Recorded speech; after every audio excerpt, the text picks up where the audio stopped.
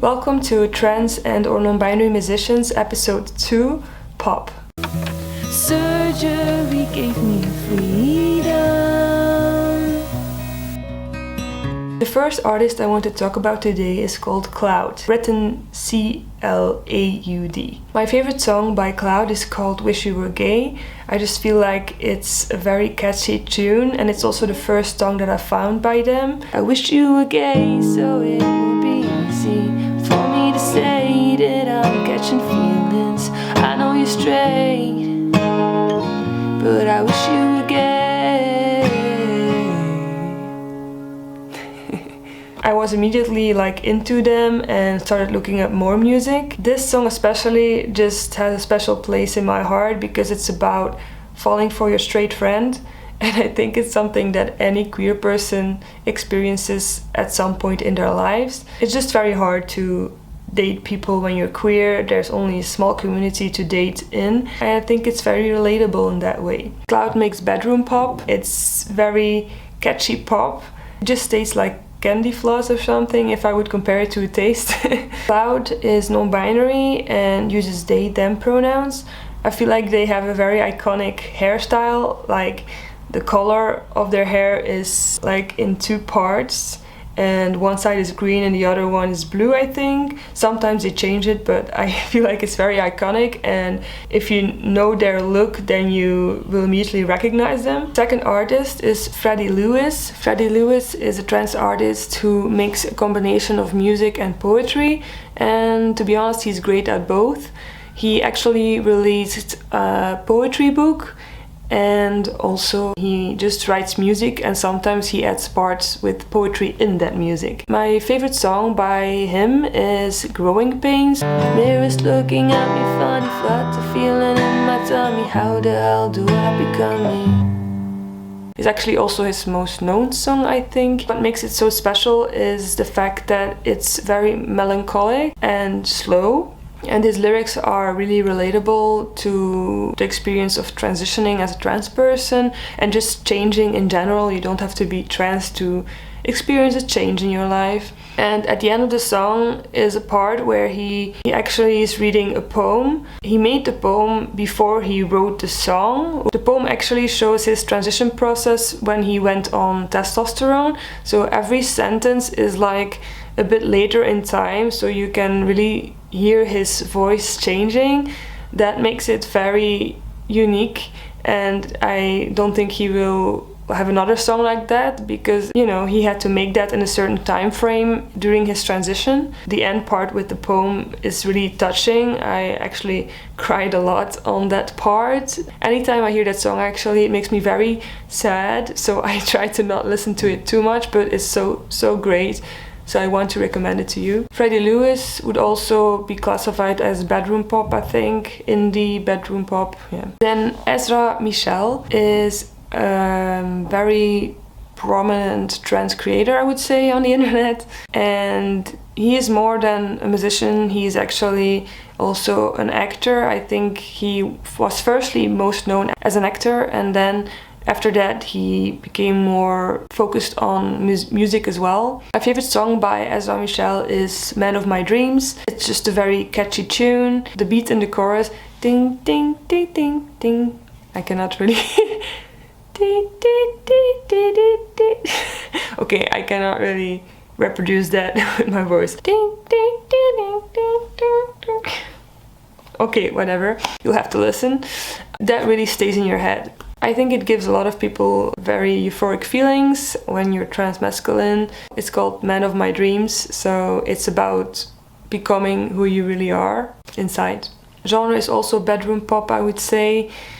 He also releases acoustic songs, so it's a bit a mix of things, but yeah, I think he goes more into pop recently. So yeah, Ezra Michel, content creator, musician, barber. He actually cuts hair, and I feel like he does a pretty good job. When he posts pictures online, they seem like really great results for a haircut. Definitely for queer people, they're very gender affirming queer cuts, haircuts. What I also wanted to add here is that I love his tattoos. He actually has 2 lines here on his top surgery scars to actually make them more visible because your scars, they fade after some time, but he's very proud of those scars, and that makes him very original. Like, who would think about that, to tattoo your top surgery scars? Most people want to cover their scars. They want to cover their top surgery scars. And I feel like it's very iconic to just add some lines there and be proud of, you know, where you've come from. And it's definitely not for everyone. Some people want to be stylish, be more safe. But yeah, he did that, and I think it looks great on him. Jay Page is a trans man. His best song, in my opinion, is Invincible. It's also a very trans-related song, and it's just a very good tune. It's also different from his other songs, I would say. It's less poppy, more melancholic, more rocky. So I like the production more actually than some of his other songs, because I'm more into, you know, rock than pop. That's just a personal choice. Jay Page is very known from his TikTok account, where he built a lot of audience, and he shared his whole transition journey there. Also for his Macarena, he like raises money for gender affirming surgeries, HRT, for trans people, and he did that while always doing the Macarena. So that's what he's also known for. But yeah, he's a musician, and I think he makes great music as well. The fifth pop artist I need to mention, of course, is Cavetown.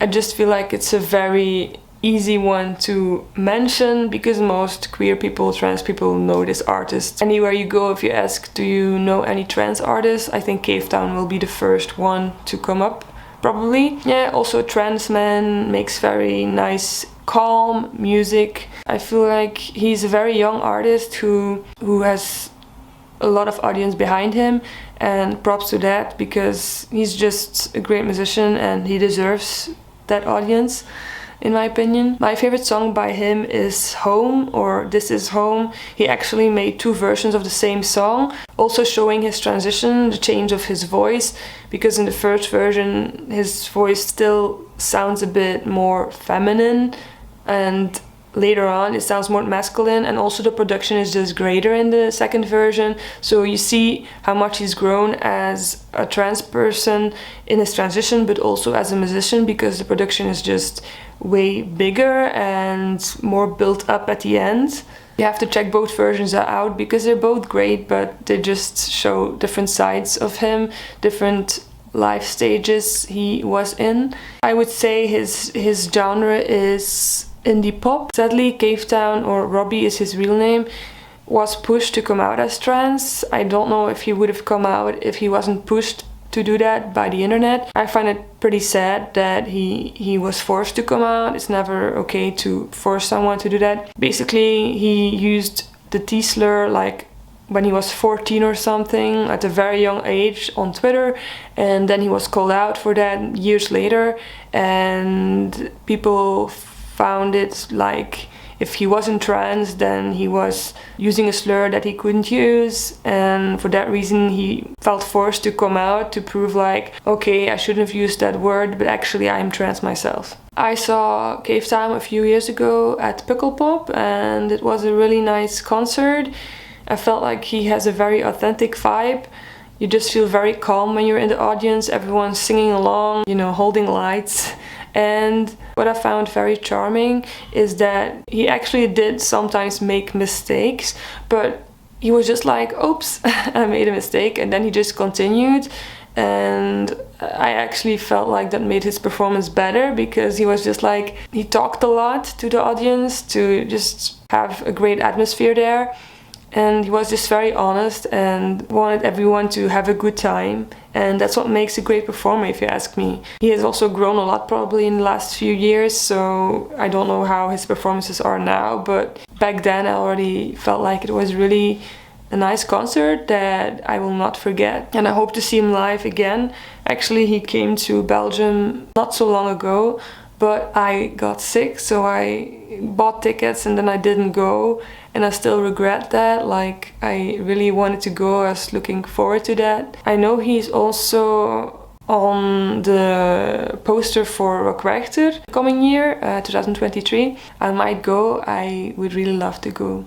So yeah, that's it for today. So those were 5 artists that are trans and or non-binary in the pop genre. If you would like to find more music by trans non-binary musicians, keep looking for the next episode. I have many more to come, and make sure to follow my Spotify playlist. I have one that is about trans non-binary musicians, and I also have one that is generally with queer artists.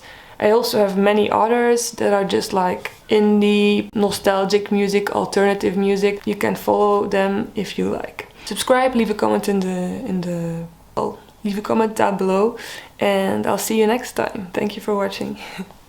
I'm reborn, can occupy space in my body.